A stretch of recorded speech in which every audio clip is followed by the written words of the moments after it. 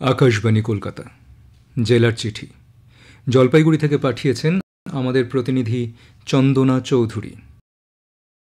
আজ ২১শে জুন বিশ্ব যোগ দিবস। সংস্কৃত যুজ ধাতু থেকে যোগ শব্দটি এসেছে। শুধুমাত্র দিবস পালন করাই মূল উদ্দেশ্য নয়, ভারতীয় জীবন পদ্ধতির সঙ্গে যুক্ত হওয়াই যোগ। আজ আন্তর্জাতিক যোগ দিবসে সকাল থেকে চোখে পড়ল সারদা শিশুতীর্থের ছোট ছোট শিশুরা যোগ দিবসের অনুষ্ঠানে অংশ নিতে বাবা মায়ের হাত ধরে বিদ্যালয়ে যাচ্ছে। অন্যদিকে জলপাইগুড়ি আর্ট অফ লিভিংয়ের সদস্যরা যোগের বিভিন্ন অনুষ্ঠানে প্রশিক্ষক হিসেবে যোগ দিয়ে Dhupguri girls school, Maynaguri road high school, রাজবাড়ি পাড়ার ক্লাবে বিকেল পর্যন্ত বেশ কিছু যোগের অনুষ্ঠানে প্রশিক্ষণ দেবেন।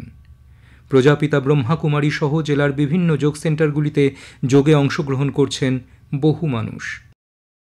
জলপাইগুড়ি জেলার প্রত্যন্ত গ্রামাঞ্চল, চা বলয়, সীমান্তের গ্রামগুলিতে ক্রমশ ক্ষোভ বৃদ্ধি পাচ্ছে দরিদ্র সীমার নিচে থাকা মানুষজনের মধ্যে। দিনহাজিরা শ্রমিক, ভূমিহীন কৃষক বছরে ৬ মাস ছোটোখাটো কাজ করে চললেও বাকি ৬ মাসের খরচ উঠে যেত ১০০ দিনের কাজের টাকা থেকে।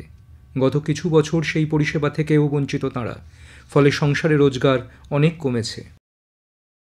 প্রতি বছর গ্রীষ্মকালে চা বাগানের লুপার ক্যাটারপিলার নামে সবুজ খাদক শুঁয়োপোকাদের জব্দ করতে এবার লাইট ট্র্যাপিং অর্থাৎ আলোর ফাঁদ ব্যবহার করার পরামর্শ দিয়েছেন চা বিশেষজ্ঞরা। রাতে উজ্জ্বল আলোর নিচে আঠা মাখানো পাত্র নিয়ে চা বাগান প্রদক্ষিণ করবে গাড়ি, তাতেই হবে বাজিমাত। ইতিমধ্যেই তরাই এলাকার বড় চা বাগানগুলিতে এই প্রক্রিয়া ব্যবহার করে সুফল মিলেছে বলে দাবি বিশেষজ্ঞ মহলের। ডেঙ্গুয়াঝাড় চা বাগানের ম্যানেজার সুবীর গাঙ্গুলি জানালেন, একদিকে ভারী বৃষ্টি, অন্যদিকে রোগ পোকার আক্রমণে নাজেহাল দশা। কাঁচা পাতার উৎপাদন ৩০ থেকে ৩৫% কমেছে। রাতারাতি উধাও হয়ে যাচ্ছে একরের পর একর চা বাগানের সবুজ পাতা। ওষুধে কাজ হচ্ছে না। বিশেষত ডুয়ার্স এলাকার চা বাগানে সবুজ খাদক শুঁয়োপোকাদের হামলা রীতিমতো মহামারীর চেহারা নিয়েছে।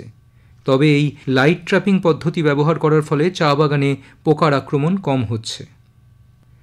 প্রতি বছর ২২শে মে ইন্টারন্যাশনাল বায়োডাইভার্সিটি বা আন্তর্জাতিক জীববৈচিত্র্য দিবস পালিত হয়। উত্তরবঙ্গ সহ জলপাইগুড়ি জেলা জীববৈচিত্র্যে সমৃদ্ধ। জীববৈচিত্র্য বলতে উদ্ভিদ, প্রাণী ও অণুজীবদের বৈচিত্র্যকে বোঝায়, যা আমাদের প্রকৃতি ও অস্তিত্বের সঙ্গে ওতপ্রোতভাবে জড়িত। তাই এই দিনটি আমাদের মনে করিয়ে দেয় প্রাকৃতিক সম্পদ সংরক্ষণ ও উন্নয়নের জন্য একসঙ্গে কাজ করা প্রয়োজন।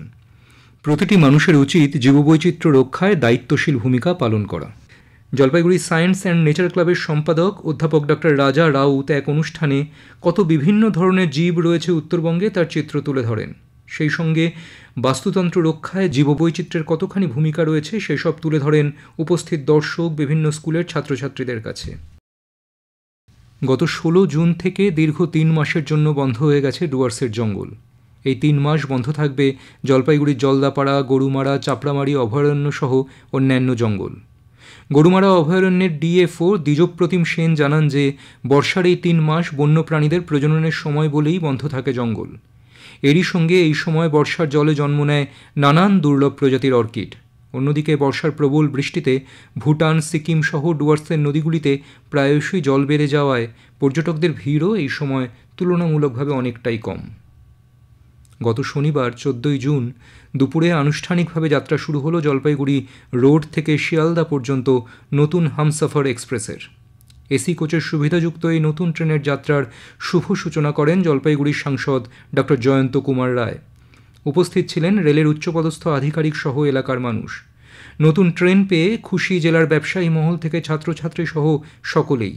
জলপাইগুড়ি শিয়ালদহ নতুন ট্রেন চালু হওয়ার ফলে খুশির হাওয়া তিস্তাপাড়ের শহরে। জেলার চিঠি শেষ হলো। জলপাইগুড়ি থেকে পাঠিয়েছেন আমাদের প্রতিনিধি চন্দনা চৌধুরী।